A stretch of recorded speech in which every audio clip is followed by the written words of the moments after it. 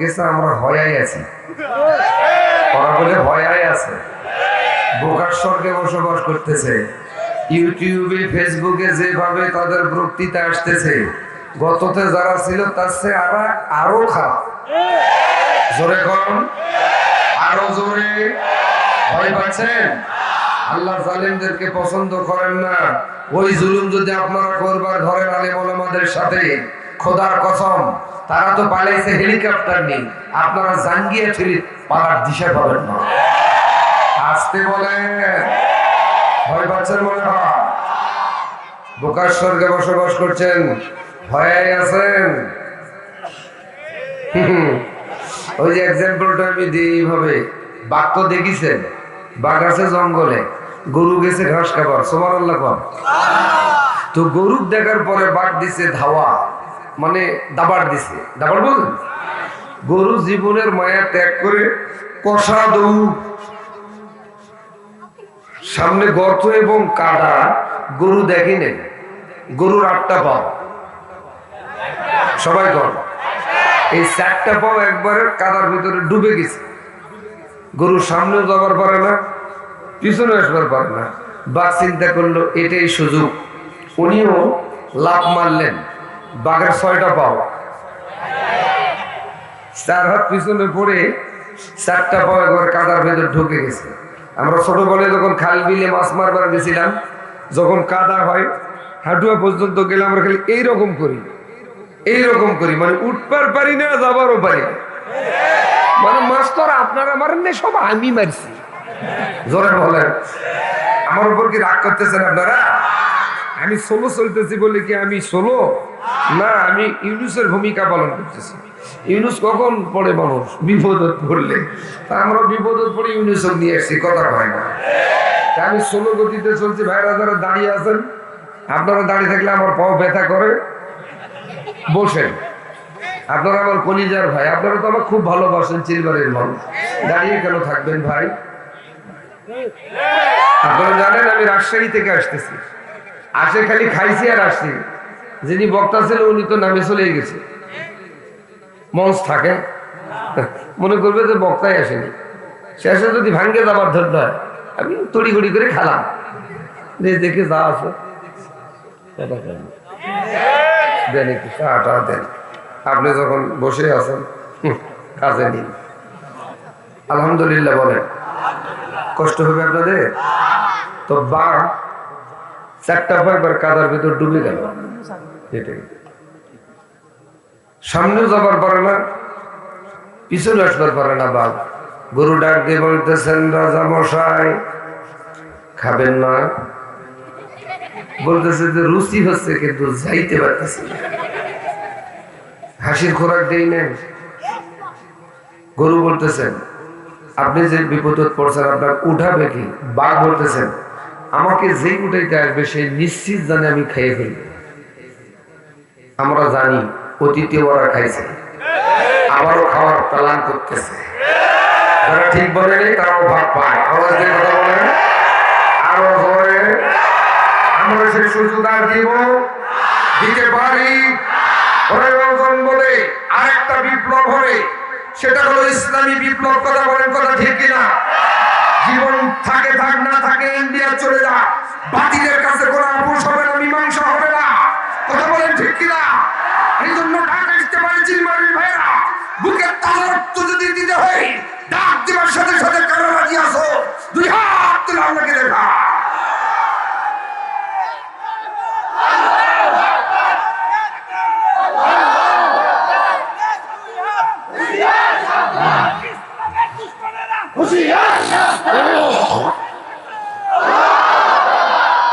আলহামদুলিল্লাহ হবে একটা কিছু আজ আছেন তো আপনারা, কিন্তু রাজনৈতিক বক্তৃতা হবে না, দরকার নাই।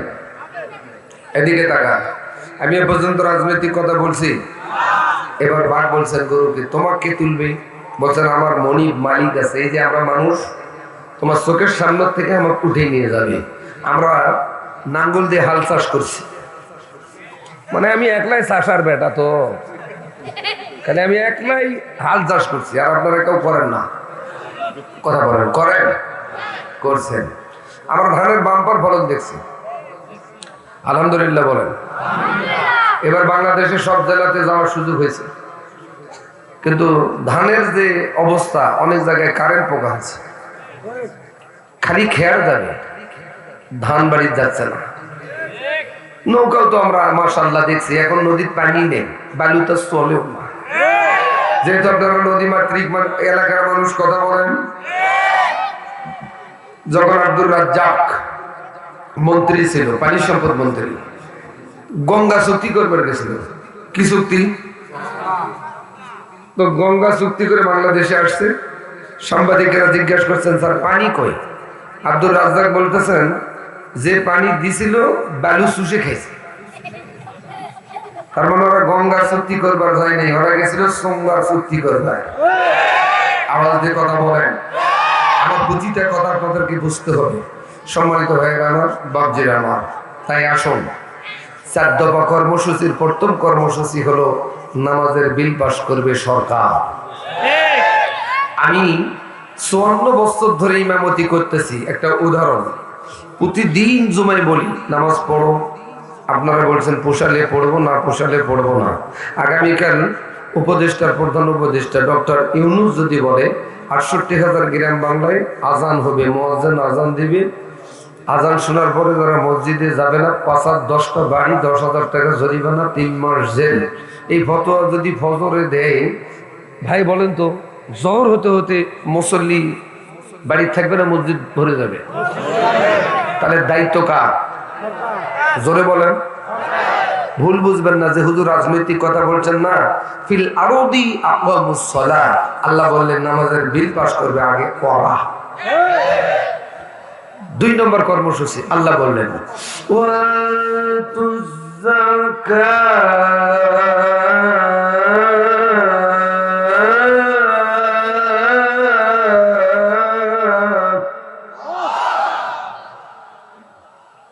যাকাত দেওয়া ফরজ না নফল?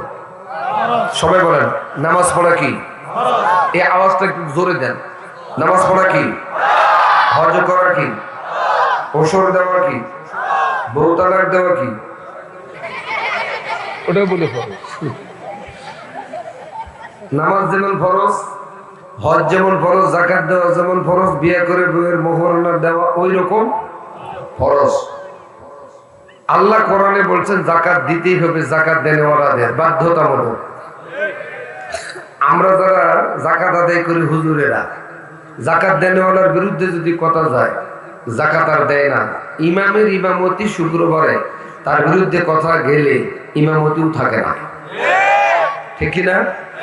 ডক্টর ইউনূস যদি বলে র্যাব, জি স্যার, যাদের উপরে আল্লাহ যাকাত ফরজ করেছেন কোরআন অনুযায়ী, তারা যদি যাকাত না দেয়, 5-10টা বাড়ি, 10,000 টাকা জরিমানা, 3 মাস জেল। এই ফতোয়া খালি ফজরে দিবে।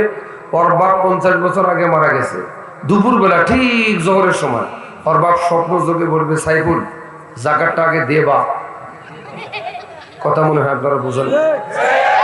এত নরমাল ঠিক শোনার জন্য তো আমি এই রাজশাহী থেকে কষ্ট করে আসি নাই। একটু আওয়াজ দিয়ে কথা বলেন, আরো জোরে, এভাবেই বলবে।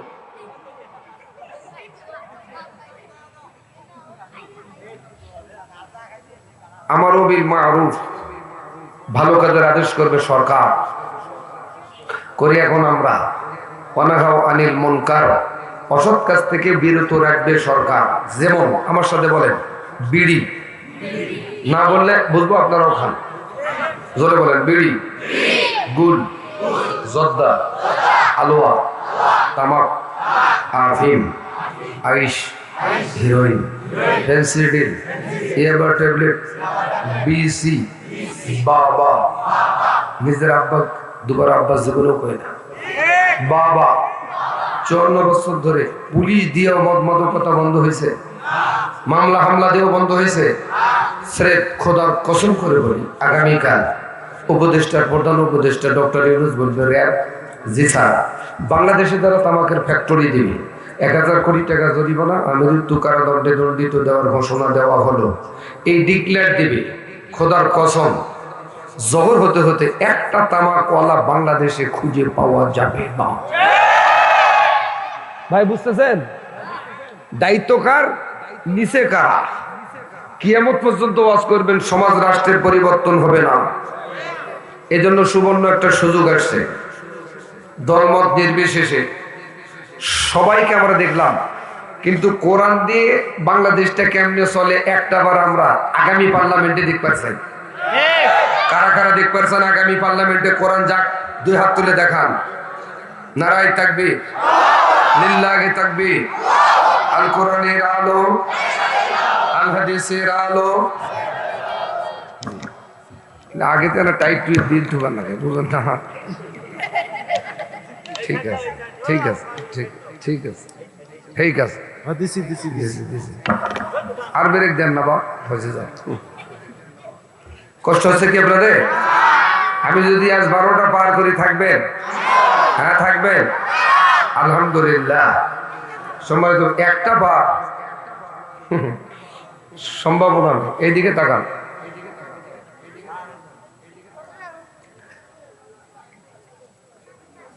তাহলে সরকার কয়টা কাম করবে?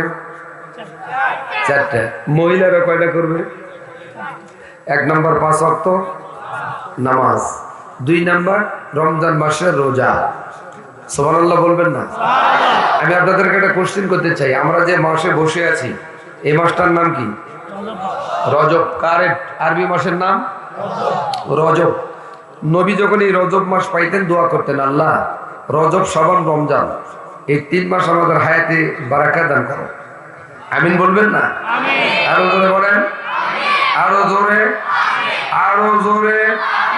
সম্মানিত ভাইরা, তাহলে নবী যে সিস্টেমে দোয়া করেছেন এই দোয়া আমাদেরও করা দরকার, কারণ এই 3টা মাস অত্যন্ত বরকতপূর্ণ মাস, ঠিক কিনা? সম্মানিত ভাইরা, তাহলে 2 নম্বর রোজা। একটা সত্যি করে কথা বলেন তো, চিলমারি থানাহাটের ভাইরা, মহিলারা রোজা বেশি করে না পুরুষেরা? আমি একমত, একাত্মতা ঘোষণা করলাম, মহিলারা রোজা বেশি করে। মাসেরটা করে, নফল করে, সুন্নত করে, মুহররমের করে। স্বামী অসুস্থ হলে তার জন্য 2টা নিয়ত করে করে। আপনার বউ তো অসুস্থ হওয়ার পরে আপনি কয়টা রোজা মান্নত করেছেন? একটাও করেন নাই, বরং বলেছেন কতক্ষণে মরে। কথা কয় আরো জোরে বললেই 1.5-2 লাখ। এই পার্টির অভাব আছে?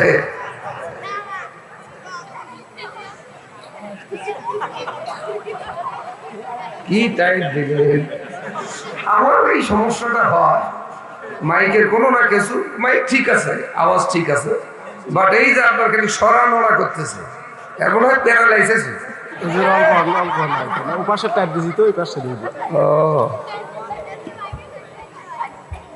বাবাই এই বসো, ঠিক আছে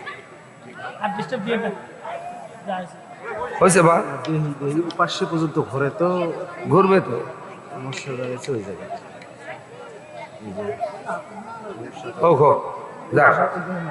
এটা তাকবীর দেন, লিল্লাহি তাকবীর। আপনি অনেক কোশ্চেন যথেষ্ট করেছেন, আর বিড়ি টিড়ি খান না। বিড়ি খাওয়া মানুষ আসলেই বোঝা যায় যে উনি ওই তরিকার লোক।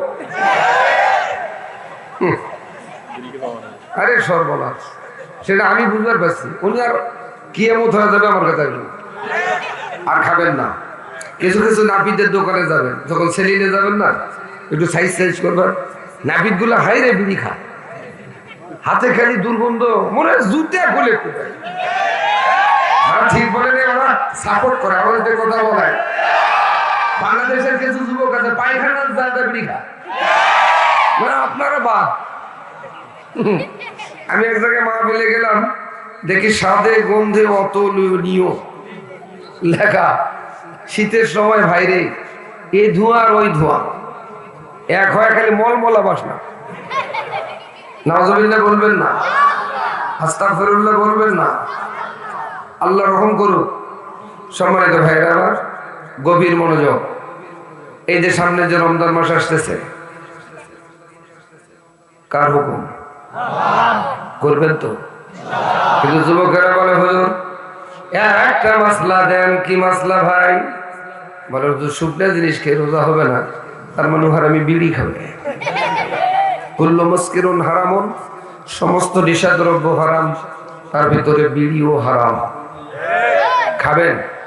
আচ্ছা, বিড়ি যারা খান হাত তোলেন তো।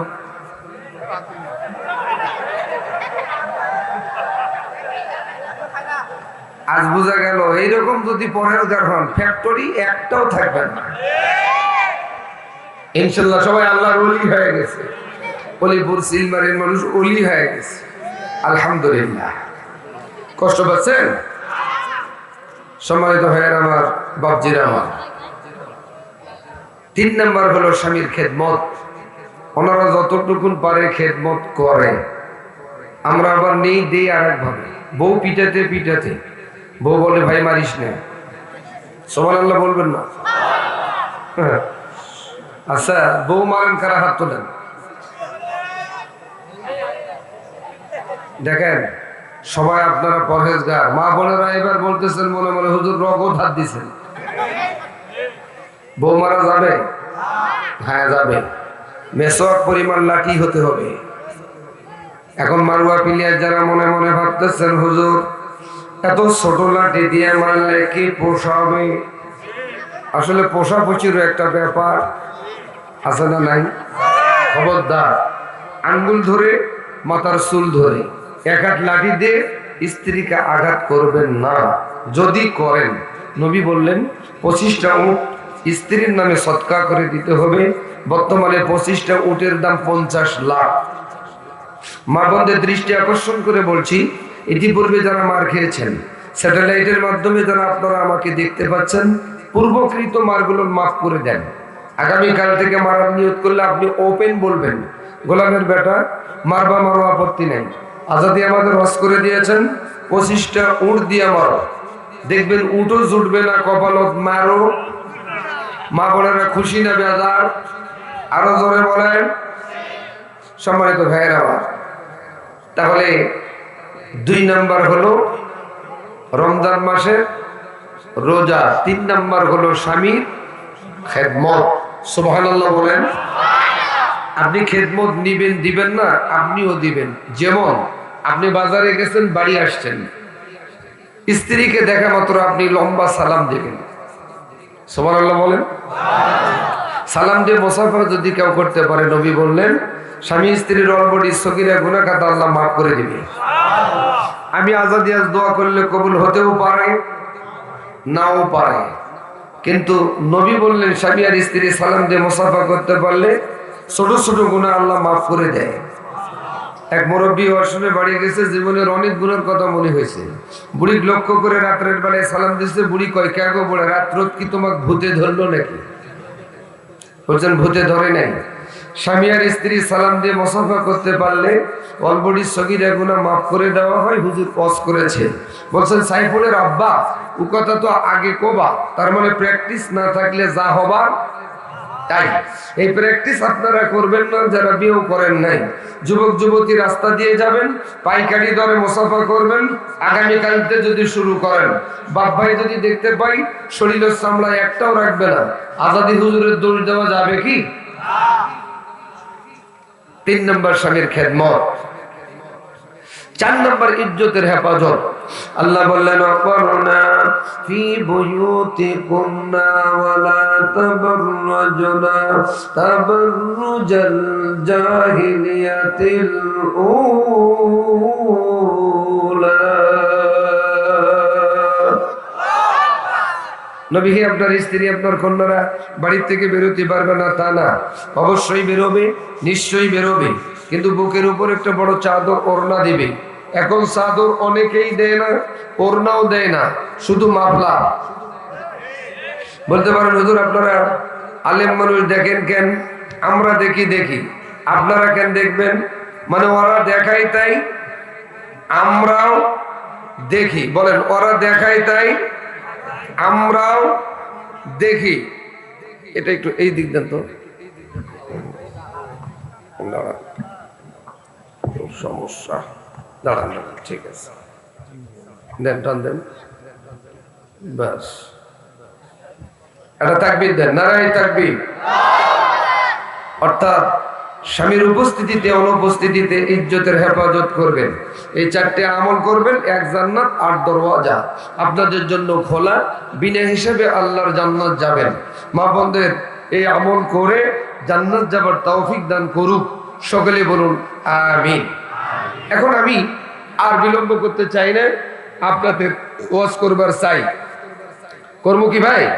তাহলে একটা তাকবীর দেন তো, নারাই তাকবীর, জোরে আওয়াজ দি, লিল্লাহি তাকবীর।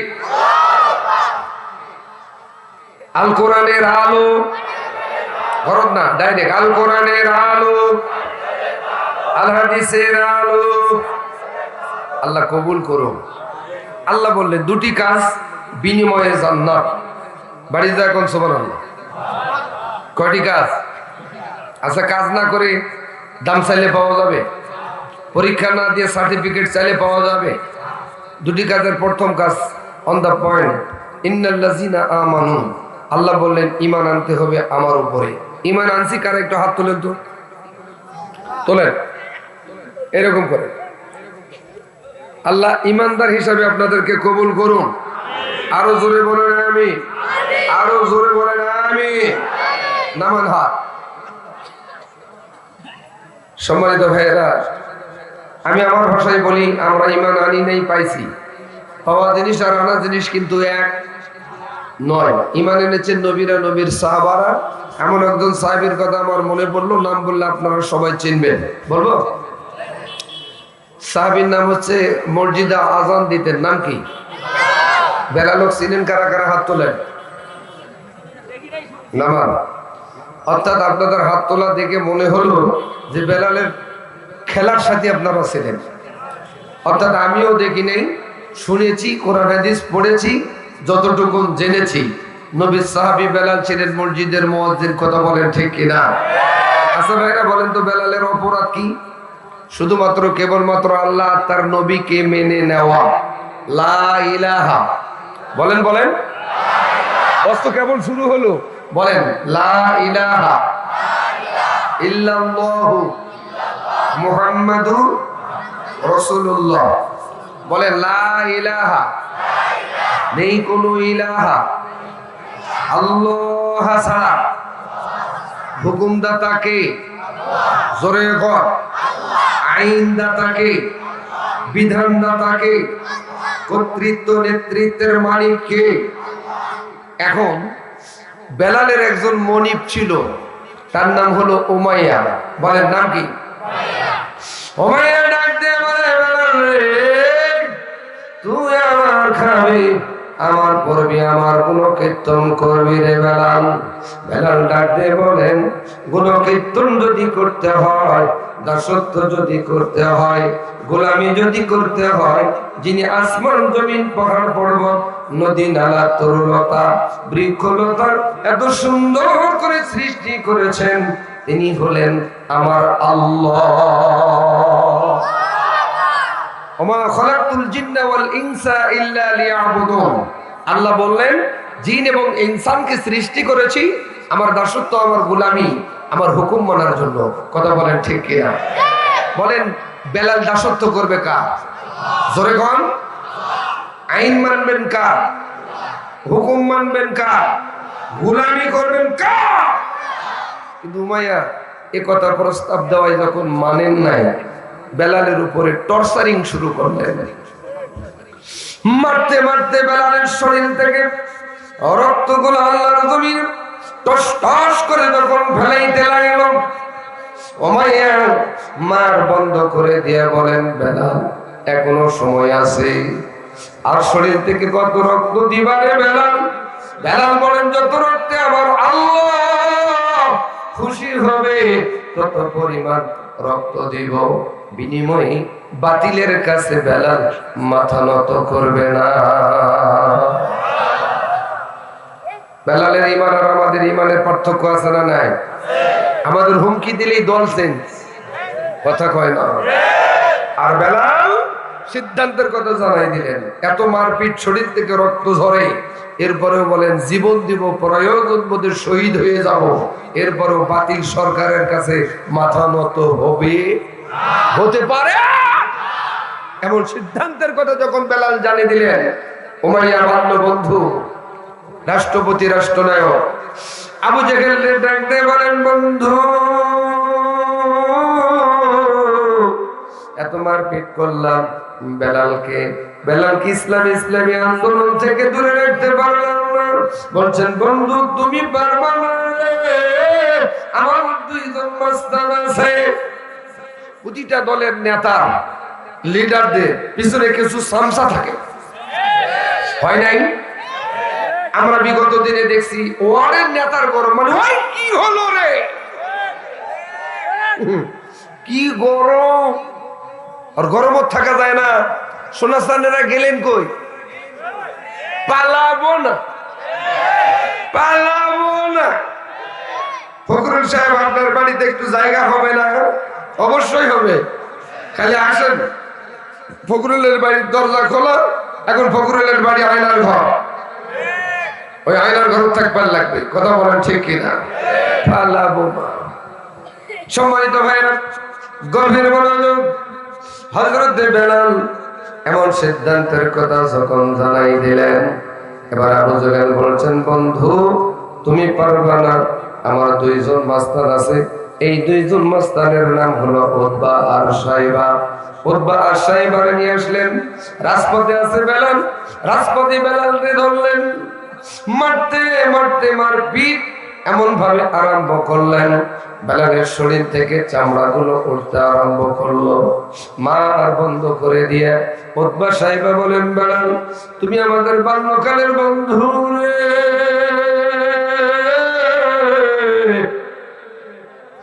তোমার যখন আমরা আঘাত করি আমাদের কলিজায় লাগে, এখনো সময় আছে, আমাদের হাতে জীবন দিবা না, আল্লাহ আর তার নবী মুহাম্মদ রে ভুলে যাওয়া। বেলাল ডাকতে বলেন, আবু জেহেলের পাঁচটা গোলামার দালালেরা, আমি বেলাল সিদ্ধান্ত নিয়েছি জীবন দিব, প্রয়োজন শহীদ হয়ে যাব, এরপরেও বাতিল সরকারের কাছে মাথা নত করব না। সব ভুলিব, বলেন সব ভুলিব, কিন্তু তোমায় ভুলতে পারি না। সব ভুলিব, কিন্তু তোমায় ভুলতে পারি না। ভুলিনি ভুলবো না, ভুলতে পারি না। ভুলিনি ভুলবো না, ভুলতে পারি না। সব ভুলিব, কিন্তু তোমায় ভুলতে পারি না। আমার সোনার মদিনা, আমার প্রাণের মদিনা, সব ভুলিব, কিন্তু তোমায় ভুলতে পারি না। সব কিছু ভুলে যাব, কিন্তু আমার আল্লাহ আর রাসূলকে ভুলে যাব যদি যাই, ঈমান থাকবে না চলে যাবে। চিলমারির ভাইরা, ধারালের ভাইরা, আমরা ঈমান নিয়ে বাঁচতে চাই, ঈমান নিয়ে মরতে চাই। এতে যদি ফাঁসির মঞ্চেও যেতে হয়, লক্ষবার হায়াত পরে লক্ষবার যেতে রাজি। কারা কারা দুই হাত তুলে দেখান আরেকবার তারা। ভাই একটু ভলিউমটা বাড়িয়ে দেন তো। দেন, কষ্ট নিয়ে না, বসুন। দেন তাকবীর দেন, নারায়ে তাকবীর, আরো জোরে লিল্লাহি তাকবীর। হ্যাঁ, এভাবে দিবেন। কেন আপনারা হাতে থম? জি, কষ্ট হচ্ছে নাকি আপনাদের? চলবে তো? কেবল সবে মাত্র 11টা 12টা বাজুক, দেখি কি হয়। আলহামদুলিল্লাহ বলেন। সম্মানিত ভাইরা, এরপর মজার ঘটনা আছে, আপনাদের কাছে আমি বলবো ইনশাআল্লাহ। সম্মানিত ভাইরা আমার, এবার বেলাল এমন কথা বলায়, আবু জেহেল ডাক দিয়ে বলেন, রে উতবা, রে সাইবা, বুঝতে পেরেছি মারপিট করে শরীর থেকে রক্ত ঝরিয়ে ইসলামী আন্দোলন বন্ধ করা যায় না, তাহলে লিডার বলুন কি করতে হবে, পরামর্শ দেন। এবার আবু জেহেল লিডার পরামর্শ দিলেন, বেলালকে উত্তপ্ত বাড়ি কেরাসির উপরে, গরম বাড়ির উপরে চিৎ করে উপর করে শুয়াই দাও। বেলালের কি অপরাধ? একটা অপরাধ, আল্লাহ এবং তার নবী মুহাম্মদ রে মেনে নেওয়া।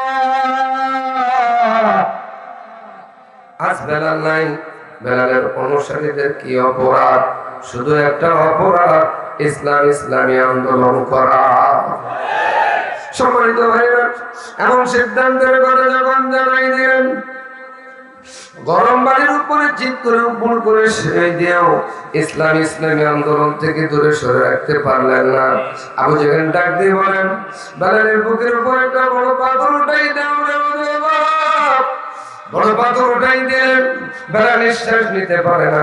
কখন যেন বেলাল দুনিয়া থেকে বিদায় নিয়ে চলে যায়। সাহেবা কানে কানে গিয়ে বলেন, বেলাল, যে পাথর উঠাই দিয়েছি আর তুমি বাঁচতে পারবা না। বেলাল ডাক দিয়ে বলেন, আমি যদি লক্ষ ভাগ হায়াত পাই, আল্লাহ যদি আমার হায়াত দেয় লক্ষ ভাগ, এরকম লক্ষ্যটা বুকের উপর পাথর নিতে বেলাল রাজি। বিনিময়ে বাতিল সরকারের কাছে মাথা নত করতে রাজি নয়। এমন সিদ্ধান্তের কথা যখন জানাই দিল, আবু জেহেল ডাক দিয়ে বলেন, রে সাহেবা, বুঝতে পেরেছি বেলালের মুখটা যদি বন্ধ করে দেওয়া যায়, জন্মের মতো বেলাল আল্লাহ তার নবী মুহাম্মদ রে ডাকতে পারবে। তাহলে কি করতে হবে? লিডার পরামর্শ দেন। এবার বলছেন, উতবা, বাজারে যাও, 18 ইঞ্চি একটা প্রেগা নৌকা আনো, হাতির সহ এনে দেওয়া হলো আবু জেহেলের হাতে। এবার বেলাল উপর করে শোয় দিল। উমাইয়ার ডাক দিয়ে বলেন, রে উমাইয়া, বেলালের দুইটা পা দুই পাশে বেঁধে ফেলো, হাত দুইটা দুই পাশে বেঁধে ফেলো। রে সাহেবা, বেলালের জিহ্বাটা ধরে সামনে টান মারো। যখন বেলালের জিহ্বা ধরে টান মারলেন, 5 থেকে 6 আঙ্গুল সামনে বাইর হয়ে গেল। হাতুড়ি দিয়ে 18 ইঞ্চি প্রেম আল্লাহর জমিনের সাথে আটকাই দিল। বেলাল নিঃশ্বাস নিতে পারে না গো। কখন যেন বেলাল দুনিয়া থেকে বিদায় নিয়ে চলে যায়। চোখগুলো উল্টানো আরম্ভ করলো। এমন কোন জায়গা নাই যে জায়গাতে কাফেরেরা বেলালের শরীরে আঘাত করেন নাই। বেলালের এমন অবস্থার সম্মুখীন করে না, চতুর্পাশে ঘেরাও করে আনন্দ উল্লাস করে। দিনের নবীর বাল্য বন্ধু, শেষ জামানের শ্বশুর হযরত আবু বকর অনেক মানুষ দেখতে পাইয়া এক পা দুপা করে সামনে এগিয়ে যায়। এগিয়ে যাওয়ায় নজরে পড়ে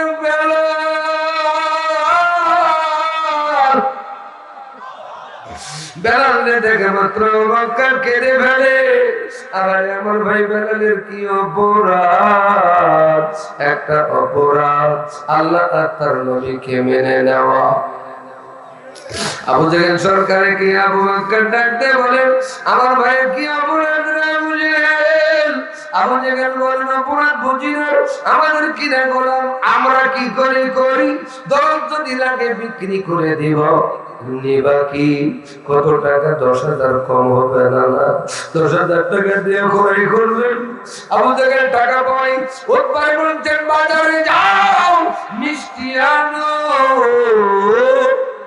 কোন দলের নেতা কর্মী ধরার পর বাড়ার পর মিষ্টি তারা খায় না, যতটা না ইসলামী আন্দোলনের নেতা কর্মী মারার পর খায় যারা, তারা আর ওরা এক।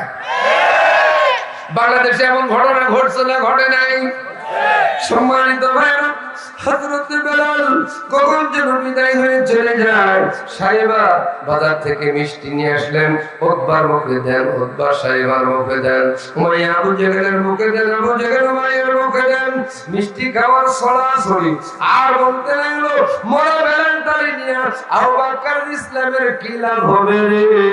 এমন কথা শুনতে পাইয়া বেলাল সিজদায় পড়ে গিয়ে আল্লাহরে ডাক দিয়ে বলেন, আল্লাহ,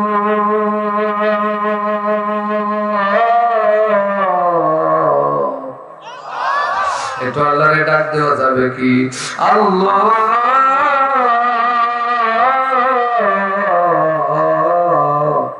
আমার ভাই বেলালের তো কোনো অপরাধ নাই। এই প্রেম যদি উপর পাশে টান মারি, আমার ভাই বেলালের জিহ্বা ছিঁড়ে যেতে পারে। জিহ্বা যদি ছিঁড়ে যায়, আমার ভাই বেলাল তোমাকে আর তোমার নবীকে ডাকতে পারবে না। ও আল্লাহ, আমার ভাই বেলালের জিহ্বার জন্য কোনো ক্ষতি না হয়। এক মুসলমান আর এক মুসলমানের ক্ষতি চাইতে পারে। বিসমিল্লাহির রহমানির রহিম বলে ব্রেকটা উপর পাশে টান মারলেন। বলেন তো বিসমিল্লাহটা মাসে না নাই? বর্তমানে বিসমিল্লাহ তুলে দিবার জন্য বিভিন্ন ষড়যন্ত্র 15 বছর 7 মাসে তারা করেছিল। আওয়াজ দিয়ে বলেন, নোক্তা পর্যন্ত তুলে দিতে পারবেন না। সারা পৃথিবীর রাষ্ট্রনায়কেরাও যদি চেষ্টা করে, এরপর ইসলামী আন্দোলন তথা কোরআনের আয়াত বন্ধ করতে পারবে? আল্লাহ কোরআন নাযিল করেছেন, ইন্না নাহনু নাযালনা যিকরা ওয়া ইন্না লাহু লাহাফিজুন। কথা বলেন ঠিক কিনা? কোরআন নাযিল করেছে আমি আল্লাহ, কোরআন হেফাজত করার দায়িত্ব আমি আল্লাহর। কথা বলেন ঠিক কিনা? সম্মানিত ভাইরা, বিসমিল্লাহ বলে যখন উপর পাশে ব্রেক টান মারলেন, বেলালের জিহ্বার কিছু অংশ ছিঁড়ে গেল। বেলাল জ্ঞান হারালো, কোলে পিঠে করে নিয়ে আবু বকরের বাড়ি চলে গেল। প্রাথমিক ট্রিটমেন্ট আরম্ভ করা হলো। নবীজি এই সংবাদ শুনতে পেয়ে আবু বকরের বাড়িতে চলে গেল। গভীর রাত্রিতে দরজায় নক করলো। দরজায় নক করা মাত্র দরজা আবু বকর খুলে দিল। আবু বকর এবং নবীর মাঝে সাক্ষাৎ হওয়ায় সালাম প্রদান হলো। আবু বকর কেঁদে কেঁদে বলেন, ইয়া রাসূলুল্লাহ, ইয়া হাবিবাল্লাহ, আপনি কেন এসেছেন আমি জানি। আপনি যদি আপনার নবুয়তি চোখ দিয়া একটা নজর দেখেন, আমার ভাই কলিজার টুকরা ভাই বেলালে, আপনি ঠিক থাকতে পারবেন না। আপনি বাড়ি চলে যান। বেলাল সুস্থ হবার পর আমি আপনার সংবাদ দেব। নবী বলেন, আবু বকর, যে বেলাল কোরআনের জন্য, আল্লাহ এবং তার নবীর জন্য জীবন বাজি রেখে কাফেরদের সাথে মোকাবিলা করলো, শহীদ হওয়ার তামান্না কামনা করলো, ওই বেলাল যে একটা নজর না দেখা পর্যন্ত তোমার বাড়ির দরজা থেকে নবী পা উঠাবে। নবীজির কথা শুনে, বলেন, নবীজির কথা শুনে সবাই কান্দে, কিন্তু নবীর সমাজ গড়ার কাজে যত দ্বন্দ্ব মনে বাজে। নবীজির কথা শুনে সবাই কান্দে, কিন্তু নবী রাষ্ট্র গড়ার কাজে যত দ্বন্দ্ব মনে বাজে। নবীর সমাজ, নবী রাষ্ট্র যেভাবে গড়াইছেন, এই কথাগুলো বললে অনেকের গাও চুলকানি শুরু হয়। এরা হলো এলার্জি মার্কা মুসলমান। ঠিক এত নরমাল মনে হয় আপনাদের ভালো লাগছে না? দোয়া করি, করব। দেখেন ভাইরা, ইন্নাল্লাযীনা আমানু, আল্লাহ বলেন নিশ্চয়ই ঈমান আনতে হবে কার উপরে। এবার নবীজি বেলালকে দেখার জন্য, বেলাল যেখানে শুয়ে আছেন, নবীজি গেলেন। নবীর চোখ দিয়ে একটা নজর পড়ায় নবীজি ছোট বাচ্চাদের মতন হাউ মাউ করে ঢুকরে ঢুকরে কান্না শুরু করেছেন। আমার ভাই বেলালের কি একটা অপরাধ, আল্লাহ তোমার নবীকে আর তোমাকে মেনে নেওয়া। আমার ভাই বেলালকে তুমি সুস্থ করে দাও গো আল্লাহ। এই কথা বলায় নবীজি বেলালের শিহরে গিয়ে বসলেন। পবিত্র মুখ দিয়ে ঠোঁট দিয়া ক্ষত কপালে বেলালের একটা চুমু দিলেন। একটা চুমু দিবার সাথে সাথে বেলাল জ্ঞান ফিরে পাইয়া বলেন, ভাই আমার জ্ঞান রে, ওই আল্লাহর কসম করে বলি, আমার কপালে কে চুমু দিল রে? একটা চুমু দিবার সাথে সাথে আমার শরীরে কোনো ব্যথা নাই। এত জুলুম, এত নির্যাতন করার পরও বেলাল ইসলামী আন্দোলন বন্ধ করে। আমরাও এই ইসলাম মানতে গিয়ে, এই কোরআনকে প্রতিষ্ঠিত করার আন্দোলন করতে গিয়ে এই জুলুমের শিকার যদি হই, এরপরও কি আমরা ইসলামী আন্দোলন থেকে দূরে যাব? ইনশাআল্লাহ। বলেন ইনশাআল্লাহ। অর্থাৎ ঈমান নিয়ে বাঁচতে চাই, ঈমান নিয়ে মরতে চাই, ঠিক কিনা?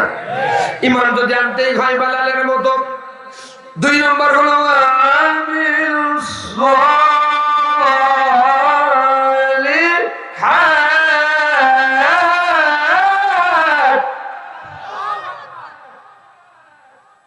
ঈমান আনার পর ঈমানদাররা একটা কাজ করবে, ভালো কাজ, নেক কাজ। সুবহানাল্লাহ, বাড়ি দেখো। ঈমান আনার পরে ঈমানদাররা খারাপ কাজ করবে পারে? চাচা, করতে পারে না, ভালো কাজ করবে। এই ঈমান আনার পর ভালো কাজ করতে গিয়ে মিশরে একটা অঘটন ঘটছে, বলবো? ঘটনাটা বলতে 1 ঘন্টা সময় লাগবে, শুনবেন? দেখি কারা কারা এরকম করে। আল্লাহ হাতগুলোকে জান্নাতে হাত হিসেবে কবুল করুন। মিশর নামে একটা রাষ্ট্র আছে, দেশ আছে, নাম শুনছেন সবাই? ওই দেশে অসংখ্য নবীদের জন্ম, কিন্তু অন্যতম নবী মুসা আলাইহিস সালামের জন্ম। সুবহানাল্লাহ। বলেন মুসার বিরুদ্ধে ফেরাউন ষড়যন্ত্র করছে না করে নাই? এত ষড়যন্ত্র করেছে, শেষ অবধি যখন ধাওয়া করলো, নদী পার হয়ে মুসা যখন গেল, ফেরাউন সদল বল মিলে নদীর কিনারে যা দেখেন মুসা চলে গেছে, রাস্তা আছে, আমরাও যাবার পারবো। আল্লাহ কয় তো এখানে ডিজিটাল কায়দায় মারবো। আমাদের লেডি ফেরাউন যাওয়ার পূর্ব মুহূর্তে আমাদেরকে ব্যান করলো। আল্লাহ কি লীলা, তারা নিজেরাই বাংলাদেশে ব্যান হলো। কথা বলেন ঠিক কি না? তারা নিজেরা ব্যান্ড। আলহামদুলিল্লাহ বলবেন না? সেই মিশরে আল্লাহর এক ওলির জন্ম। ওলি তো হয় তারা যারা ৫ ওয়াক্ত নামাজ, তাহাজ্জুদের নামাজ কাজা করে না, ওরা। সুবহানাল্লাহ কোন?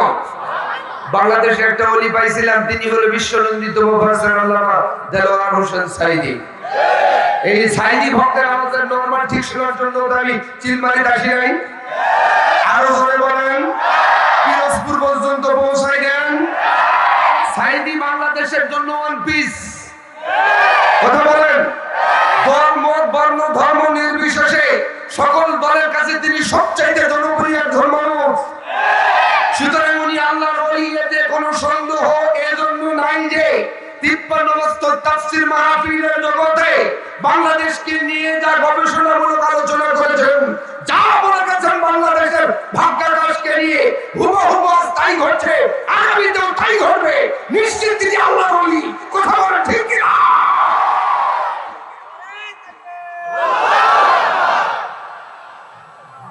কষ্ট হচ্ছে? সম্মানিত ভাইরা, উনি যে আল্লাহর ওলি এজন্য বলি আলহামদুলিল্লাহ বলেন। কষ্ট হচ্ছে কি আপনাদের? উনি যখন কারাগারে ১৩.৫ বছর মারার প্ল্যান করছিল, পারে নাই, পরিকল্পিত তাকে কারাগার থেকে বাইর করে ট্রিটমেন্ট, চিকিৎসা দিবে, হাসপাতালের বেডে বসাইলেন, তাকে বিষ প্রয়োগ করে হত্যা করেছেন। যারা ঠিক বলে নাই তারা ওই তরিকার লোক।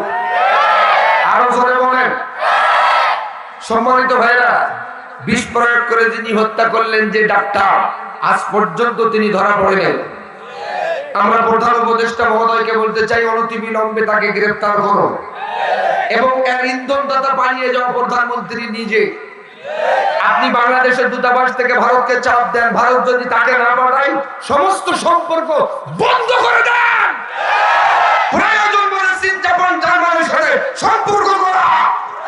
এমন হুঙ্কার দিলেই এতদিন আমরা জানতাম ভারত ছাড়া বলে আমরা বাঁচবো না, কিন্তু ভারত আমাদের সাথে ব্যবসা না করে তারা নিজেরাই আত্মহত্যা করে মরবে। কথা বলেন ঠিক না?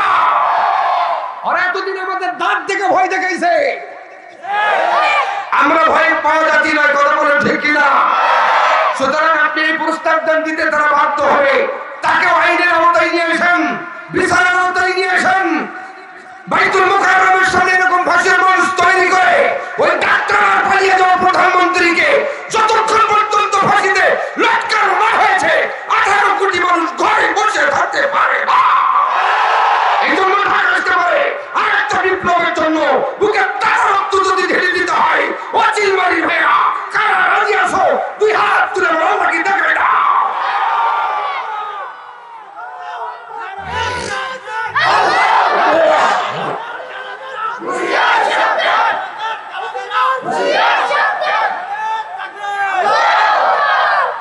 আলহামদুলিল্লাহ। কষ্ট হবে? চলবে তো? আলহামদুলিল্লাহ। আপনারা মুজাহিদ, আল্লাহ আপনাদেরকে মুজাহিদ হিসেবে কবুল করুন, বলেন আমিন।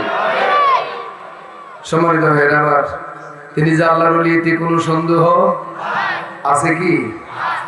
এইদিকে তাকান। ওই দেশে আল্লাহর এক ওলির জন্ম হয়। শুধু ওলি নয়, তাকে আল্লাহ মিশরের রাষ্ট্র ক্ষমতাও হাতে দেয়। লোকটার নাম হলো আব্দুর রহমান। সুবহানাল্লাহ বাড়িছে এখন। নাম কি?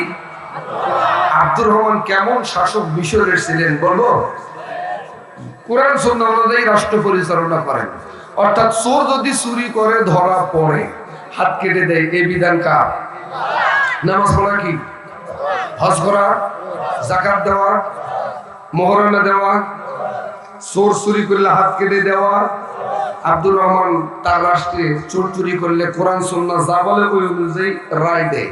লোকটা ইমানদার না বেঈমান? ইন্নাল্লাযিনা আমানু ওয়া আমিলুস সলিহাত, ঈমান আনার পর ভালো কাজ করতে গেলে পরীক্ষা আসবে। দেখেন মর্মান্তিক পরীক্ষা, মারহাবা বলেন। এরপর জেনাকারী জেনাকারিনী যদি ধরা পড়ে, বুক বরাবর গর্ত করে যতক্ষণে মরে নাই ইট পাটকেল দিয়ে ঢিলে মারে। বলেন তো লোকটা ইমানদার না বেঈমান?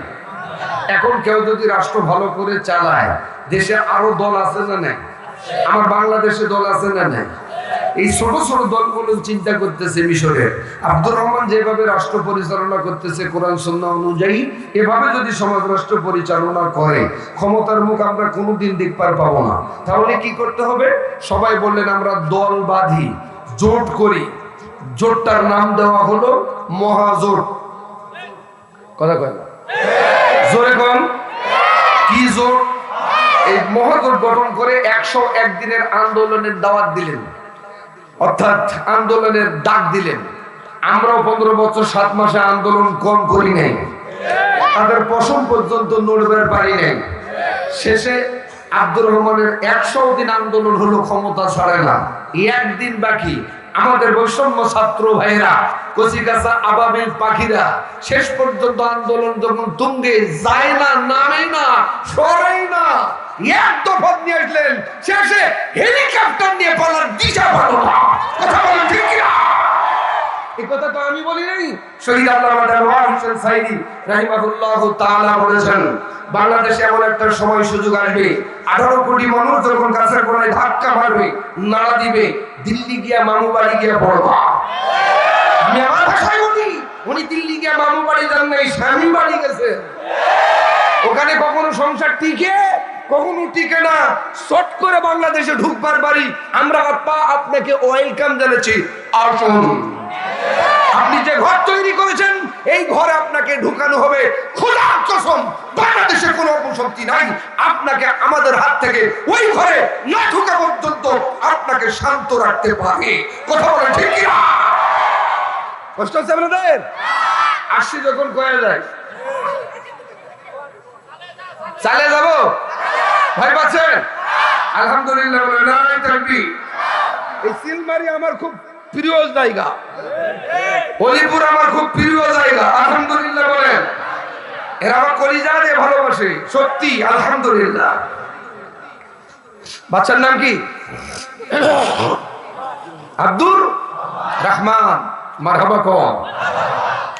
আর একদিন বাকি, শেষ আন্দোলনের ডাক দিল। আব্দুর রহমান ক্ষমতা ছাড়তে বাধ্য হলো, মহাজোট সরকার গঠন করলো। এখন সরকার যিনি, পুলিশ তার। কথা কয় না? পুলিশ।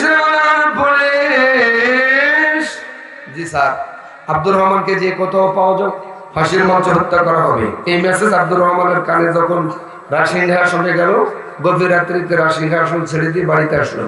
দরজায় লক করলো, দরজা যিনি খুলে দিলেন তার স্ত্রী, তার নাম হলো সালেহা। সালেহার জীবনীতে বেলা 5 ওয়াক্ত নামাজ, তাহাজ্জুদের নামাজ তিনি কোনোদিন কাজা করেন নাই। যদিও প্রধানমন্ত্রীর বউ কোনোদিন তার শরীরটা স্বামী ছাড়া পর পুরুষ কোনোদিন দেখে নাই, কিন্তু আমার আপনার সালেহা আলিয়াদের মনে দেখে নাই। ক্লিনটন আসার পরে সালাম দিয়ে মুসাফা করেছে। ব্রাক হোসেন আসার পরে সালাম দিয়ে মুসাফা করে চুমু খাইছে, মাইন্ড করেনি। যারা ঠিক বলে না ওরা ওই তরিকার লোক। কিন্তু আব্দুর রহমান প্রধানমন্ত্রী, তার বউ কোনদিন পর পুরুষ তার শরীরটা দেখে? সুবহানাল্লাহ বলবেন না? তার জীবনীতে পেলাম 5 ওয়াক্ত নামাজ, তাহাজ্জুদের নামাজ, শরীর ওজন ব্যতীত কোনদিন কাজা করে নাই। যারা 5 ওয়াক্ত নামাজ, তাহাজ্জুদের নামাজ কাজা করে, এরা হয় আল্লাহর ওলি। আল্লাহর ওলি যারা হয়, তাদের ভয় দুনিয়াতেও থাকে না, আখিরাতেও থাকে না। আল্লাহ বললেন, আলা ইন্না আউলিয়া আল্লাহি লা খাউফুন আলাইহিম ওয়া লা হুম ইয়াহজানুন।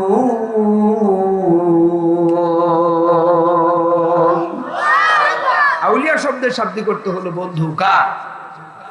আল্লাহর যদি কেউ বন্ধু হয়, তাদের ভয় দুনিয়াতেও নেই, আখেরাতেও নাই। ডাক্তার দিয়ে বিষ প্রয়োগ করে মারুক আর ফাঁসির মঞ্চেই মারুক, কথা বলেন ঠিক কিনা? তারা জানে মরলে শহীদ, বাঁচলে গাজী। গভীর মনোযোগ। আব্দুর রহমান ক্ষমতাচ্যুত হলো, গভীর রাত্রিতে বাড়িতে গেল, দরজায় নক করে মাত্র দরজা দিয়ে খুলে দিল। তার স্ত্রীর নাম হলো সালেহা। দরজা খুলে দিয়ে স্বামীর লম্বা সালাম দিল, আসসালামু আলাইকুম। বলেন তো সালাম দেওয়া কি ফরজ? সুন্নত? বলেন আসসালামু আলাইকুম। না, আমি তো সালাম দিলাম, জবাব দেওয়া কি? আবারও দিচ্ছে আসসালামু আলাইকুম। এবার আব্দুর রহমান জবাব দিলেন। আব্দুর রহমানের চেহারার দিকে সালেহা তাকিয়ে বলেন, বাচ্চা হুজুর, মনটা কেন ভার ভার লাগে? আব্দুর রহমান ডাক দিয়ে বলেন, সালেহা রে, আর এক মুহূর্তেও এখানে থাকা যাবে না। কেন গো, তুমি না এদেশের প্রধানমন্ত্রী? বলছেন, আমি প্রধানমন্ত্রী নাই গো, আমার ক্ষমতাচ্যুত করেছে, জলদি চলো পালিয়ে যাই। যদি পালিয়ে না যাই, আমার যদি ধরতে পারে, ফাঁসির মঞ্চে আমার হত্যা করবে, তুমি বিধবা হয়ে যাবে, আমার দুইটা সন্তান আছে, এতিম হয়ে যাবে। বড় ছেলেটার বয়স তখন 8 বছর, ছোটটার বয়স তখন 5 বছর। সম্মানিত ভাইরা, সালিয়া বলছেন, এত রাত্রে আমরা যাবো কোথায়? বলছেন, চোখ যে দিক যায়, কারণ আমি তো অপরাধ করি নাই, আমার একটা অপরাধ আল্লাহ এবং তার নবীর তরিকা অনুযায়ী সমাজ রাষ্ট্র পরিচালনা করা। প্রয়োজন বলে এই দেশে থাকবো না, অন্য দেশে চলে যাব, এরপরও বাতিল সরকারের কাছে ধরা দিব না। ইন্নাল্লাযীনা আমানু ওয়া আমিলুস সালিহাত, ঈমান আনার পর ভালো কাজ করতে গেলে বলেন তো পরীক্ষা আছে না নাই? গভীর রাত্রিতে আব্দুর রহমান ডাক দিয়ে বলতেছেন, সালেহা, তুমি ছোট ছেলেটারে কোলে নাও, আমি বড় ছেলেটারে কোলে নিলাম। দুইটা ছেলেকে কোলে দিয়া গভীর রাত্রিতে পালিয়ে যাচ্ছেন। চিন্তা করতেছেন, আত্মীয় স্বজনের বাড়ি যদি যায়, টাকার বিনিময়ে পুলিশকে খবর দিতে পারে। 15 বছর 7 মাসে অনেকে মামলা হামলার ভয়ে আত্মীয় স্বজনের বাড়ি গেছে। ওই দলের নেতারা বলছে, অমুক দলের নেতা এখানে লুকিয়ে আছে, পুলিশ ওখানে যেও গ্রেফতার করে জঙ্গি মামলা দিয়েছে। কথা বলেন ঠিক কিনা? আজ প্রমাণ হলো জঙ্গি আমরা নই, তারা নিজেরা। কথা বলেন ঠিক কিনা? সম্মানিত ভাইরা, আত্মীয়র বাড়ি গেলেন না। গভীর রাত্রিতে পাশে একটা বৃহত্তম জঙ্গল, স্ত্রী সন্তান আব্দুর রহমান ঢুকে পড়লো। বলেন তো, বড় জঙ্গলে বাঘ ভাল্লুক থাকে না? থাকে না? তাহাজ্জুদ রক্ত হলো, ছেলেগুলো ঘুমন্ত অবস্থায় পাতার উপর ঘুমাই দিল। মারহাবা বলে ইতিমধ্যে আব্দুর রহমান সালেহা তাইয়াম্মুম করে নামাজে দাঁড়াই গেল। নামাজ শেষ করে দুইজন হাত তুলে দোয়া করে, আল্লাহ, যার কেউ নাই তার তুমি আছো গো আল্লাহ।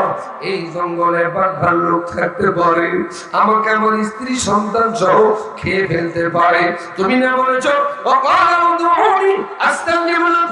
যারা আমার কাছে হেঁটে আসে, আমি আল্লাহ তার কাছে দৌড়ে দৌড়ে যাই। আর ইমানদারেরা যদি বিপদে পড়ে যায়, মুসিবতে পড়ে যায়, আল্লাহর পক্ষ থেকে সাহায্য করা ওয়াজিব হয়ে যায়। নাসরুম মিনাল্লাহি ওয়া ফাতহুম করিব ওয়া বাশশিরিল মুমিনিন। বলুন তো, আব্দুর রহমান সালেহা ইমানদার না বেঈমান? জোরে বলেন। যার কেউ নেই তার আছে কি? সকাল হয়ে গেল, বাঘ খেতে আসলো না, ভাল্লুকও খেতে আসলো না। ধিক ধিক করে পূর্ব দিক থেকে বেলা উঠতে আরম্ভ করলো। ছেলেগুলো মা জলুক দুঃখিনী সালিয়ারে ডাক দিয়ে বলেন, মা গো,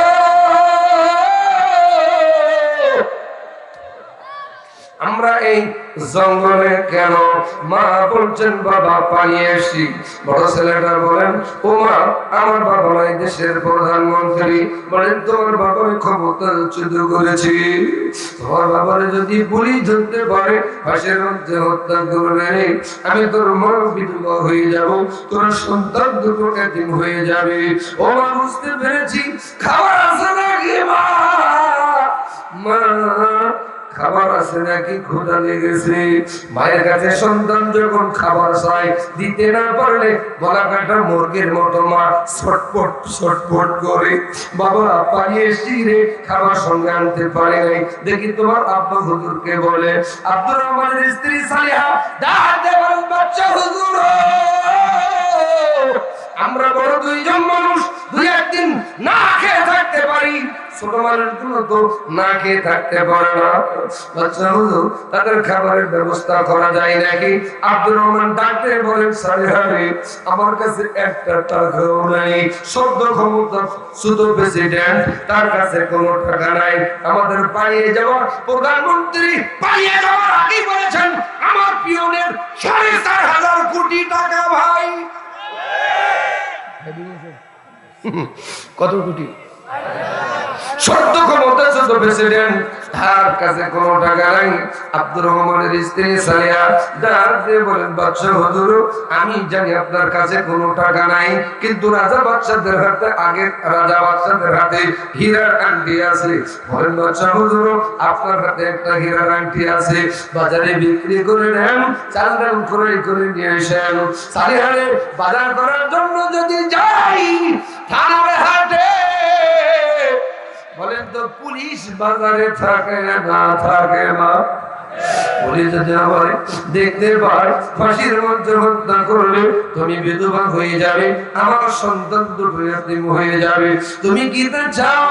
তাহলে এমন যে দুনিয়ার কোনো স্ত্রী তা চায় না, কপালে যদি আমার তাই থাকে তাই হবে।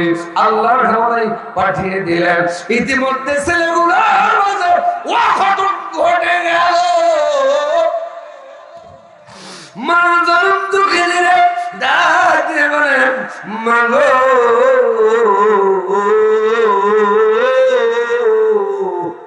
আব্বু বাজারে গেছে, এখন পর্যন্ত আসে না, মা তৃষ্ণা লেগেছে, পানি খাবো, পানি যদি না খেতে পারি কলিজা ফেটে মনে হয় দুইটা ভয়ে মারা যাবো।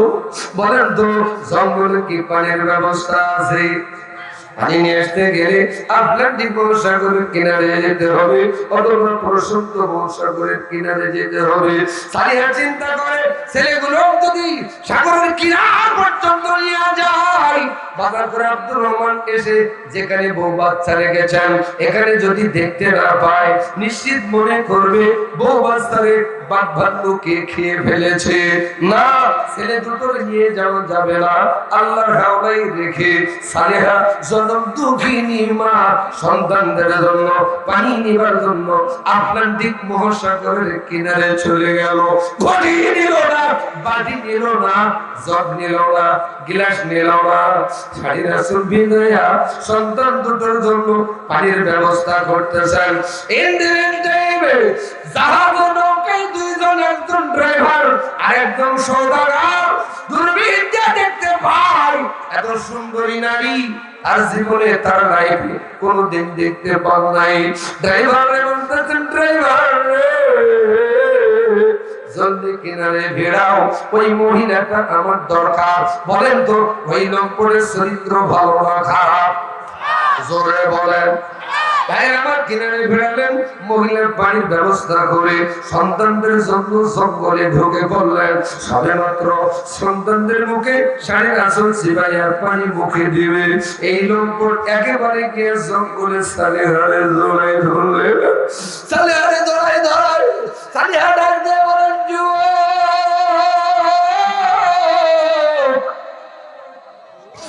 তোর কি মন নাই?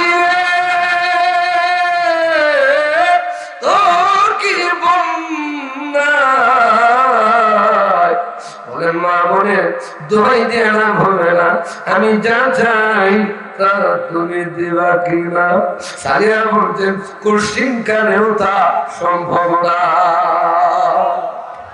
এই দৃশ্য দেখতে পাই ছেলে দুটো দৌড়ে আসে ওই রকম সওদাগরের পা দুই পাশে দুইজন জড়িয়ে ধরে কেঁদে কেঁদে বলেন, চাচা মারে ছেড়ে দেন, ও চাচা মারে ছেড়ে দেন। এমন করে বলাই লাঠি মেরে ছেড়াই ছটকাই ফেলাই দিয়ে জোর করে সালেহারে গাড়ি উঠালেন, টলার পর্যন্ত জাহাজ পর্যন্ত নিয়ে গেলেন। এখন ভাবিতে হাজারো চেষ্টা করেন, মহিলা আল্লাহকে ডাক দিয়ে বলেন, আল্লাহ তার কেউ নাই, তারা তুমি আসো আল্লাহ। আমার শরীরটা যদি আমার স্বামী ছাড়া দুনিয়ার কাউরে না দেখাই তোমার ভয়ে এই লম্পটের হাত থেকে হেফাজত করার মালিক তুমি আল্লাহ। বলেন তো হায়াতের মালিক কে, মউতের মালিক কে, ইজ্জতের মালিক কে? আমার আল্লাহ বলেন তুইজ্জু মান তাশা ওয়া তুযিল্লু মান তাশা।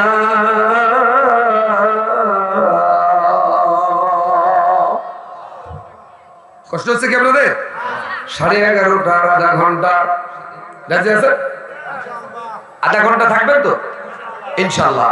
সম্মানিত ভাইরা আমার, গভীর মনোযোগ, থাম কোথায় চা খাই বসেন অশোনেন, ঠিক না? মা বোনেরা আছে না গেছে? সম্মানিত ভাইরা আমার, গভীর মনোযোগ।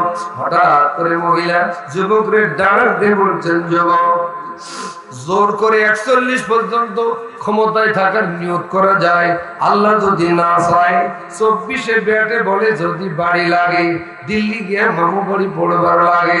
কথা বলেন ঠিক কিনা?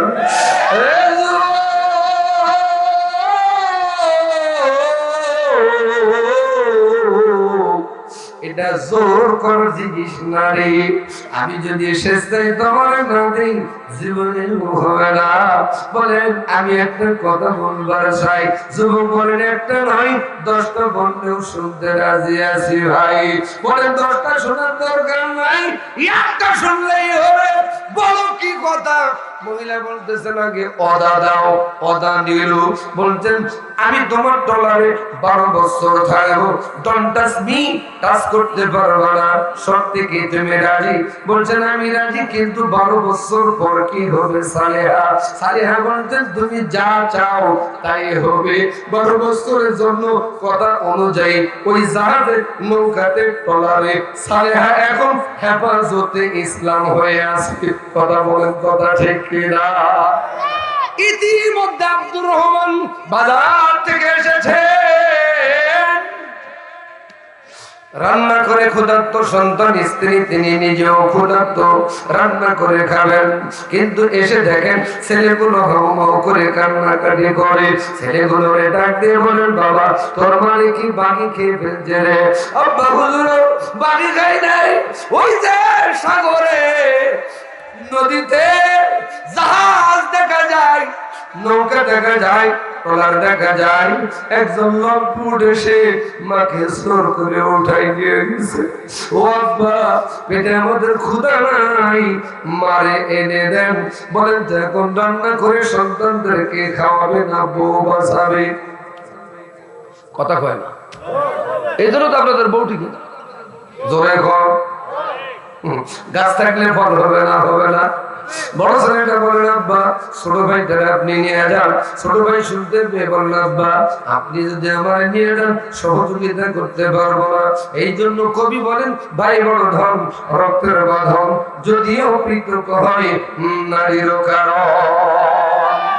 ছোট্ট ছেলেটা ঘাড়ে নিলেন, সাগরের কিনারে গেলেন, বিসমিল্লাহির রহমানির রহিম বলে সাগরে লাফ দিলেন। সাঁতার কেটে কেটে মাঝামাঝি পথে যখন পৌঁছিয়ে গেলেন, ট্রলারটা ধর ধর ভাব।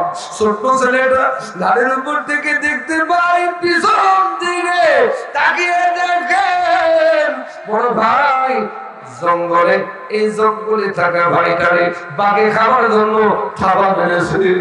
আব্বা হুজুরকে ডাকতে বলেন, আব্বা হুজুর মারে তো হারালাম জন্মের মতো, বড় ভাই এটারেও মনে হয় জন্মের মতো হারালাম। ও আব্বা পিছনের দিকে তাকান, বড় ভাই আরে বাঘে খাবার জন্য থাবা বেড়েছে। চলন্ত গাড়ি যদি ব্রেক দেওয়া যায় অ্যাক্সিডেন্ট হওয়ার সম্ভাবনা আছে না নাই? ব্রেক দিয়া ঘুরেছেন পিছন দিক দিয়া, দুইটা সাগরের ঢেউ এসে ছোট্ট ছেলেটা ঘাড়ের উপরে পানির তলদেশে একদিকে চলে গেল রে। আব্বা আব্দুর রহমান আর একদিকে গেল। বাপেরও কোনো খোঁজ নাই, ছেলেটারও কোনো খোঁজ নাই। পানিতে ডুবে ৩৩,০০০ ফিট গভীর তলদেশে গিয়া মরলো না বাঁচলো, ও সিলবাড়ি থানার ভাইরা জানার দরকার আছে না নাই। কার কার আছে হাত তুলে দেখুন। নারাই থাকবি হয়নি, আরো জোরে, আরো আধা ঘন্টা লাগবে কিন্তু। আর থাকবেন তো ইনশাআল্লাহ। ভাইরা আমার বলেন তো মা আছে কোন জায়গায়, কত বছর? যেহেতু আপনাদের পাশেই হলো ব্রহ্মপুত্র নদী, সুবহানাল্লাহ বলবেন না? নদীর উপরে আমরা কিন্তু ওয়াজ করতেছি। ভাইরা আমার ছোট ছেলেটা কোন জায়গায়? আব্দুর রহমান কোন জায়গায়? বড় ছেলেটা কোন জায়গায়? বাঘের পেটে নয়, মুখে। আপনাদের ভাষায় বলুন তো, অলিপুর চিলমারির ভাইরা, কুড়িগ্রাম জেলার ভাইরা শিকার ধরার জন্য যারা যায় জঙ্গলে, আপনাদের ভাষায় আপনারা তাকে কি বলেন? শিকারী শিকার ধরার জন্য জঙ্গলে গেছেন, জঙ্গলে যে দেখেন বাঘের মুখে একটা রাজপুত্র মনে হয়, দেখা মাত্র শিকারী সেজদায় পড়ে গিয়া আল্লাহরে বলেন, আল্লাহ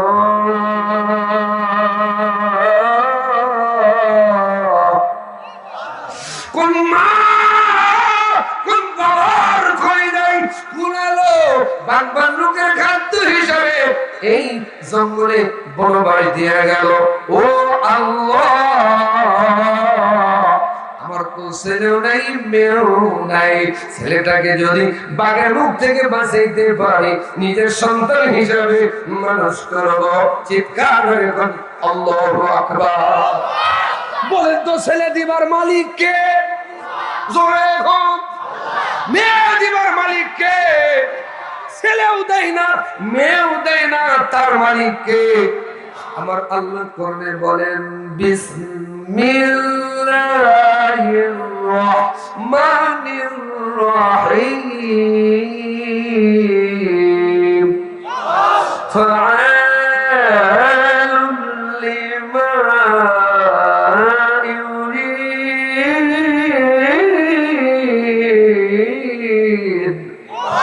আল্লাহ বলেন, আমি কারো ছেলে দেই, কারো মেয়ে দেই, কারো মেয়ে দেই, কারো ছেলেও দেই না মেয়েও দেই না। এটা আমি আল্লাহর ইখতিয়ার। কথা বলেন ঠিক কিনা? সম্মানিত ভাইরা, গভীর মনোযোগ। কষ্ট হচ্ছে? দোয়া করবো। আল্লাহর বড় ছেলেটা বাতার লোককে আল্লাহর কাছে নিবেদন করলেন, সেজদা থেকে মাথা উঠালেন, ধনুক থেকে তীর ছুঁড়ে মারলেন বিসমিল্লাহ বলে, বাঘের কলিজাই লাগলো। বাঘ দুনিয়ার থেকে বিদায়। ছেলেটা কেঁদে কেঁদে বলেন, চাচা আপনি আমারে কেন বাঘের হাত থেকে বাঁচালেন? আমার মা ছিল, আমার বাবা ছিল, ছোট্ট একটা কলিজার টুকরা ভাই ছিল, তারা কেউ নেই, সাগরে ডুবে মারা গেছে। আমি ছোট্ট মানুষ এখন কার কাছে থাকবো? শিকারী বলে, বাবা তোর মুখ থেকে জানলাম, তোর মুখ থেকে শুনলাম রে, তোর মা, তোর বাবা, তোর ভাই আছে, যতদিন পর্যন্ত না খুঁজে পাইছি ততদিন পর্যন্ত তুই আমার বাড়ি থাকবি রে। আজ থেকে তোর বাবা আমি, আমার স্ত্রী হবে তোর মা। বড় ছেলেটাও হেফাজত, যার কেউ নাই তার আছে কি? ছোট্ট ছেলেটা গেল কোন জায়গায়? এই নদীটার নাম কি? এই ব্রহ্মপুত্রে যখন পানি বেশি হয়ে যায়, বন্যা হয়ে যায়, মাছ পাওয়া যায় না, যায় না? সম্মানিত ভাইরা, মাছ ধরার জন্য যারা যায় তাদেরকে আপনাদের ভাষায় আপনারা কি বলেন? জেলে আমরাও বলি, জেলে বউরে বলেন, বউ প্রতিদিন মাছ পাই বাজারে, বিক্রি করে দেই, আর যা পাবো বিক্রি করবো না। বলেন তো জেলের নিয়ম ভালো না খারাপ? বইয়ের দোয়া মাঝে মাঝে নিবে। এরকম একটা জাল কটুতে নিয়ে এরকম গোল করে মারে, গোল হয়ে পড়ে, জালটার নাম কি? মুরজাল, দৌড়া জাল আমরা বলি, কেউ বলে খেপলা জাল। কেউ বলেন ঝাঁকুনি জাল, বিসমিল্লাহির রহমানির রহিম বলে তলার থেকে জাল মেরেছেন, জাল উঠালেন, একটা মাছও নাই। ঘায়ের ভিতরে 5 বছরের শিশু সন্তানটা ঢুকে গেছে ভাই। এমন দৃশ্য দেখতে পায়া জেলে সেজদায় পড়ে গিয়া তলারে বলেন আল্লাহ, কোন বাবার করে যাই খোলালো মাথার খাদ্য হিসেবে সাগরে ফেলাই দিয়ে গেল। ও দয়ার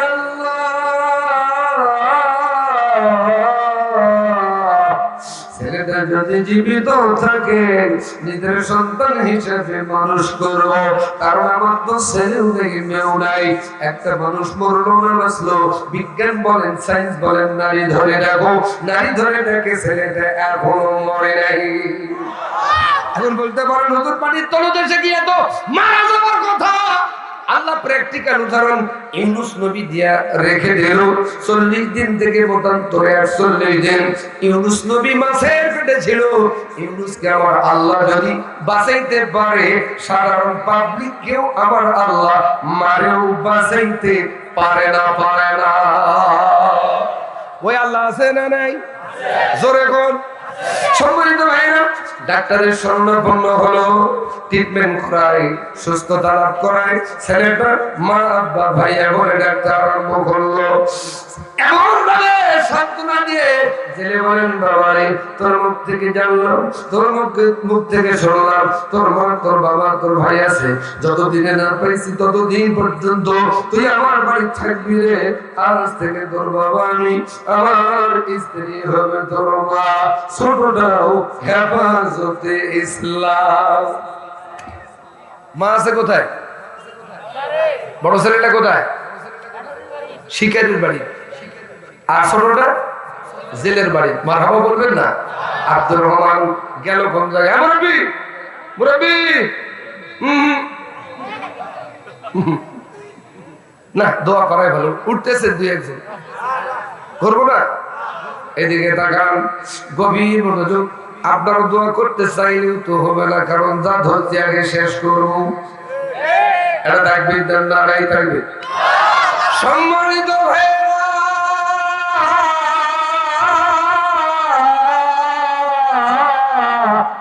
আব্দুর রহমান গেল কোন জায়গায়?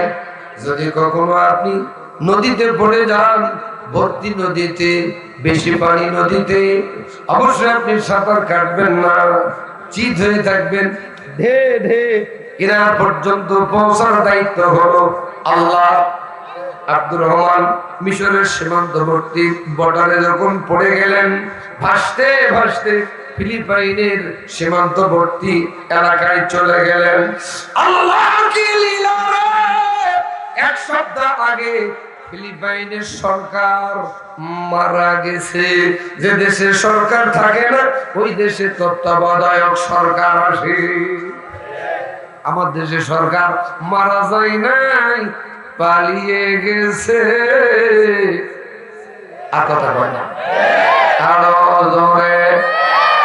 কিন্তু তত্ত্বাবধায়ক সরকার বাজার নিয়ন্ত্রণ করতে পারতেছেন না। হঠাৎ করে আলুর দাম, জনগণ এক বাক্যে আন্দোলনের ডাক দিল। তত্ত্বাবধায়ক সরকার মানি না, মানব না, আমরা সবাই প্রধানমন্ত্রী হওয়ার চাই। জনগণ এমন প্রস্তাব দেওয়ায় তত্ত্বাবধায়ক সরকারের প্রধান উপদেষ্টা চিন্তা করেন, আমি প্রশাসন দিয়াও রাষ্ট্র চালাইতে হিমশিম খাই, আর এরা যদি সবাই প্রধানমন্ত্রী হয়, কেউ কারো কথা মানবেও না, শুনবেও না। এই দেশ পার্শ্ববর্তী দেশে বিক্রি করবার লাগবে ভাই। আর কিছুদিন থাকলে বিক্রি হয়। কথা বলছেন নাই? চাচা বুঝেছেন? চাচা বুঝছে, আলহামদুলিল্লাহ। সম্মানিত ভাইয়েরা, এবার আব্দুর রহমান ফিলিপাইনের সীমান্তবর্তী নিকটে জাতির উদ্দেশ্যে একটা ভাষণ দিলেন। তত্ত্বাবধায়ক সরকারের প্রধান উপদেষ্টা, আপনারা যদি সবাই প্রধানমন্ত্রী হন, কেউ কারো কথা মানবেন না, শুনবেন না। প্রয়োজন বোধে আমি একটা প্রস্তাব দিবার চাই। বলুন। বলতেছেন আমার দেশে একটা পাগলা হাতি আছে, হাতির শুনে একটা মালা পরে যাওয়া হবে। আচ্ছা বলেন হাতির আরবি কি? এলিফ্যান্ট। হাতির আরবি এলিফ্যান্ট। ফিল মানে হাতি। আল্লাহ বলেন বিসমিল্লাহির রহমানির রহিম। ألم تر كيف فعل ربك بأصحاب الفيل। ফিল মানে কি? জোরে কর।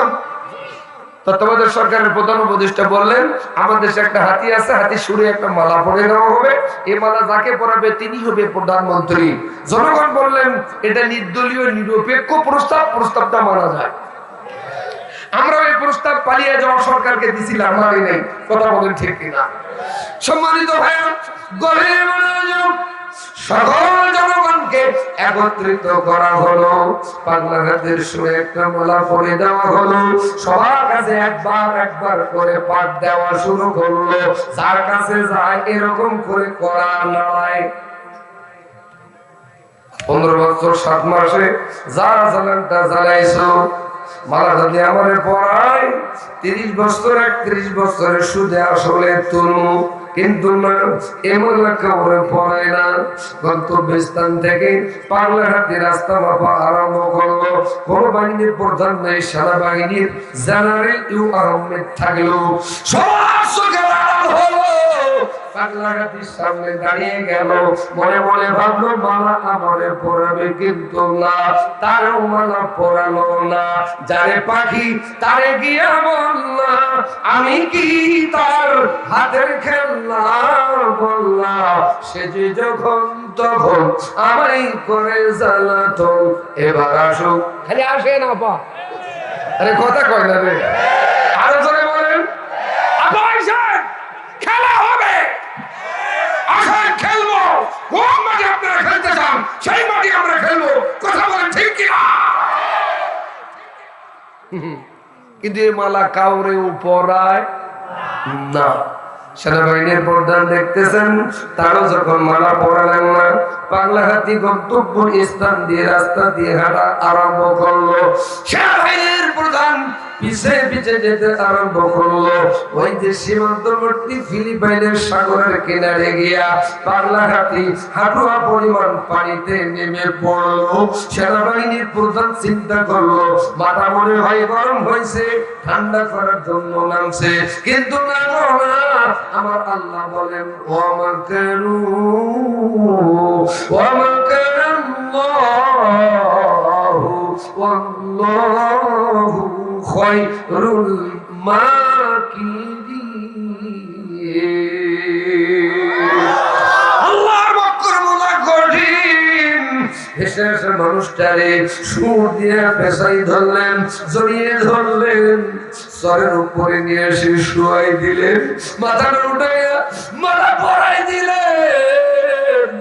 এই দৃশ্য সেনাবাহিনীর প্রধান দেখতে পায়া মনে মনে ভাবে মরা মানুষটা আসলো জানাবে কেমন রে। তত্ত্বাবধায়ক সরকার প্রধান উপদেষ্টা বলেছেন এবার যাকে পড়াবে তিনি হবে প্রধানমন্ত্রী। এখন মুরুখ বাসুক সেলুট সালাম দিবে না, দিবে না। সেলুট দিলেন, একটা মানুষ মরলো না বাঁচলো। বিজ্ঞান বলল, সায়েন্স বলল নারী ধরে দেখো, নারী ধরে দেখে লোকটা এখনো মরে নাই। সুবহানাল্লাহ। সাথে সাথে সেনাবাহিনীর হাসপাতালে 15 বছর 7 মাসে বাংলাদেশে নির্বাচনের যে নাটক পালিয়ে যাওয়া প্রধানমন্ত্রী করেছে, এরশাদ যখন জীবিত ছিল নির্বাচন হয়, এরশাদ স্যার সেনাবাহিনী সিএমএস হাসপাতালে নিয়ে যাওয়া হয়, এইদিকে সুস্থ হয়, ভোট না দিয়ে বলে যা হয়েছে। কথা মনে হয় আপনারা বুঝেন নাই, জোরে কোন। এইদিকে সুস্থ হয়, নির্বাচন হয়ে যায়, সেনাবাহিনীর ট্রিটমেন্ট শুরু হয়ে গেল, সিএমএস হাসপাতালে সুস্থতা লাভ করায়। সেনাবাহিনীর প্রধান ডাক দিয়ে বলেন